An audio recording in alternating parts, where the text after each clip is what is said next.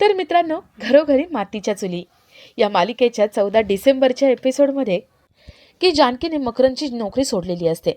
जानकी घरी येते, पण ऋषिकेशला ती काहीच सांगत नाही. ऋषिकेश, जानकी नवीन कोणता इव्हेंट करता येईल का या विचारामध्ये असतात. आणि मकरंद घरी येतो. मकरंद जानकीशी बोलण्याचा पुरेपूर प्रयत्न करतो, पण जानकी त्याला टाळत असते, त्याला निघून जा म्हणत असते. मकरंद जानकीच्या मागे मागे जात असतो. ऋषिकेश मकरंदला थांबवतो आणि मकरंदला म्हणतो, मकरंद, ती म्हणते ना तिला बोलायचं नाहीये, तू जा इथून. मकरंद चिडतो. मकरंद म्हणतो, ऋषिकेश, तू आमच्या दोघांच्या मधून बाजूला हो. जानकी म्हणते, नाही, तो बाजूला होणार नाही, तो इथेच थांबणार. जानकीला ऋषिकेशवरती विश्वास असतो, तेवढा मकरंदवरती विश्वास नसतो. मकरंद हे सगळं बघतो, खूप भडकतो. मकरंद निघून जातो, पण तो कारमध्ये जाऊन बसतो. मकरंद कारमध्ये ठेवलेली बंदूक बाहेर काढतो आणि तो मनात म्हणतो, नाही ऋषिकेश, आज तुझा मी कायमचा बंदोबस्त करणारच. मकरंद बंदूक घेऊन बाहेर पडतो. तो जानकी ऋषिकेशची वाट बघतो. जानकी ऋषिकेश इव्हेंटची तयारी करायला बाहेर पडतात आणि मकरंद त्यांच्या समोर येतो. मकरंद ऋषिकेशला म्हणतो, ऋषिकेश, आता तुला कोणी वाचवू शकणार नाही, मी तुला मारून टाकणार. जानकी घाबरलेली असते.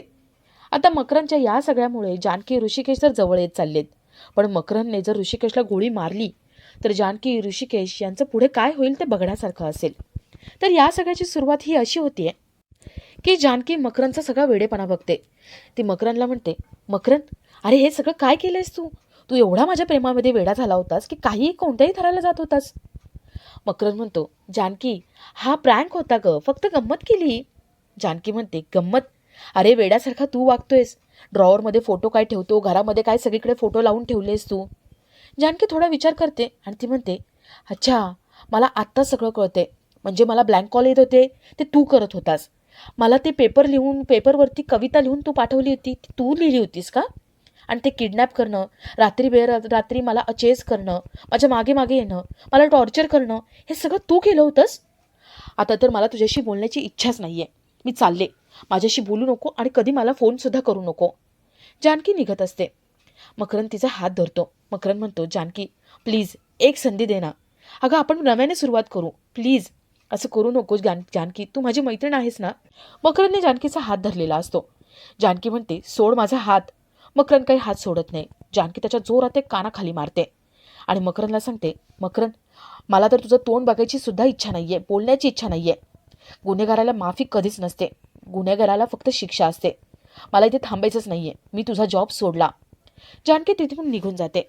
मकरंद खूप चिडतो आणि तिकडच्या सगळ्या वस्तू फेकून देतो. मकरंदचा स्वतःवरतीच राग येतो. आपण जानकीला वेळेवरती सांगू शकलो नाही, ऐश्वर्याच्या नादी लागून नसते उपाय करत बसलो, म्हणून मकरंदला स्वतःचाच राग येत असतो. तर इथे नाना घरी येतात. सुमित्रा नानांसोबत वाद घालत असते. ऋषिकेशवरती 10 लाख रुपयांची जबाबदारी टाकली आहे म्हणून ती खूप चिडत असते. नानांना पूर्ण खात्री असते की ऋषिकेश ही जबाबदारी पार पाडेल आणि स्वतःला सिद्ध करून दाखवेलच. तर थोड्या वेळाने सारंग ऋषिकेशकडे येतो आणि 10 लाख रुपये कसे जमवायचे या विचारामध्ये दोघे असतात. जानकी तिथे येते. ऋषिकेश म्हणतो, जानकी, आपण एक काम करू ना. तुझा तो सर आहे ना मकरंद, त्याच्याकडे आपण जाऊ आणि एक मस्त इव्हेंट करू. जानकी म्हणते, ऋषिकेश, नाही हा, मी जॉब सोडलाय आणि तिकडे जायचं नाहीये मला आता. ऋषिकेश म्हणतो, जानकी, काय झालंय? तू जॉब का सोडलायस आणि अचानक असं का? सकाळी तर तू जॉबला गेली होतीस. जानकी म्हणते, ऋषिकेश, मी खूप डिस्टर्ब आहे आता. मी आता तुला काहीच सांगणार नाही. सारंग म्हणतो, डिस्टर्ब आणि तू? अगं, तुझ्यामुळे माझा दादा डिस्टर्ब झालाय. तुला माहिती आहे का? तुझ्यामुळे त्याला आता 10 लाख रुपये द्यावे लागणार आहेत. जानकी विचारते, म्हणजे? सारंग तिला सगळं सांगतो. पाटील घरी आला होता आणि सगळ्याची जबाबदारी ऋषिकेशवरती टाकली आहे. ऋषिकेशवरती आरोप टाकलाय, 10 लाख रुपये मागितले, हे सगळं सांगतो. ऋषिकेश म्हणतो, जानकी, 10 लाख रुपये कमवायसाठी माझ्याकडे एक मस्त आयडिया आहे. 2 दिवसात 10 लाख रुपये जमतील. आपण एक मोठा इव्हेंट ठेवू. आता हीच संधी आहे. तुझ्या बॉसला आपण सांगू ना, तो इव्हेंटसाठी मदत करेल. जानकी म्हणते, तो माझा कोणी नाहीये, मी नोकरी सोडली आहे.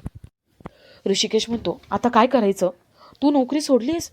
अगं, मला इव्हेंटसाठी मदत हवी होती. आता काय करायचं? कुठून पैसा आणायचा? जानकी म्हणते, ऋषिकेश, आपण दोघं आहोत ना, दोघं मिळून मस्त इव्हेंट करू आणि तो इव्हेंट सक्सेसफुल करू. आता हार मानायची नाही, लढायचं. आपण दोघांनी एकत्र लढायचं. जानकी ऋषिकेश एकत्र येऊन पैसे उभं करायचे ठरवतात. तर इथे मकरंद ऑफिसमध्ये येतो. ज्या माणसाने नानांचं, पाटील आणि ऋषिकेशचं बोलणं ऐकलं होतं आणि व्हिडिओ काढला होता, तो माणूस तिथे आलेला असतो. तो मकरंदला व्हिडिओ दाखवतो आणि ऋषिकेश 10 लाख रुपये जमा करणारे 2 दिवसात हे सांगतो. मकरंद ठरवतो की आता काहीही झालं तरी ऋषिकेशला 10 लाख रुपये आपण जमवू द्यायचे नाही. काहीतरी करायचं आणि खोडा टाकायचा. जानकी ऋषिकेश यांना लांब करायचंच. तर इथे ऋषिकेश जानकीला सारखं विचारत असतो की जानकी का जॉब सोडलायस तू. जानकी काही सांगायला तयार नसते. ऋषिकेशला समजतं की मकरंदने काहीतरी केलंय ज्यामुळे जानकी एवढी चिडलीय, पण नेमकं काय केलंय हे माहिती नसतं. तर थोड्या वेळाने मकरंद आपल्या घरी येतो आणि जानकीचा विचार करतो. आपल्याकडून चूक झाली आणि त्यामुळे जानकी रागावली. आता जानकीचा राग शांत झाला असेल म्हणून तो जानकीला फोन लावतो. मकरंदला कळतं की जानकीने आपला फोन ब्लॉकवरती टाकलाय. तो जानकीला भेटायला लगेच इथून घरी निघतो. तर इथे जानकी ऋषिकेश सारंग यांच्यासाठी चहा बनवते आणि ते तिघही विचार करत असतात की कुठला इव्हेंट करायचा. जानकी म्हणते क्रिकेट वगैरे नको, आपण कोणता तरी नवीन आणि ओरिजिनल युनिक असा इव्हेंट करू. ते तिघांचं बोलणं चालू असतं आणि मकरंद तिथे येतो. मकरंद जानकीला म्हणतो, जानकी मला काहीतरी पर्सनल बोलायचे तुझ्याशी, प्लीज 2 मिनिटं बोल ना. ऋषिकेश सारंग बाहेर जात असतात. जानकी म्हणते थांबा, तुम्ही कुठे जाऊ नका, इथेच थांबा. जानकी मकरंदला म्हणते, मकरंद तुझ्याशी बोलण्यापेक्षा आहे ना दुसरी महत्त्वाची कामं आहेत मला, तू जा इथून. मकरंद काही जात नसतो. जानकीला पुन्हा पुन्हा रिक्वेस्ट करत असतो आणि आपला आजचा हा भाग इथेच संपतो. तर मालिकेच्या 14 डिसेंबरच्या एपिसोडमध्ये असं बघायला मिळतंय की जानकी मकरंदला टाळत असते आणि मकरंदला जा म्हणत असते. मकरंद काही जात नाही आणि ऋषिकेश मकरंदला थांबवतो. मकरंदला म्हणतो, मकरंद पुढे जाऊ नकोस. मकरंद म्हणतो, ऋषिकेश तू आमच्या दोघांच्या मधून बाजूला हो. जानकी म्हणते, नाही, तो बाजूला होणार नाही. मकरंदला दिसतं की जानकीचा ऋषिकेशवरती खूप विश्वास आहे.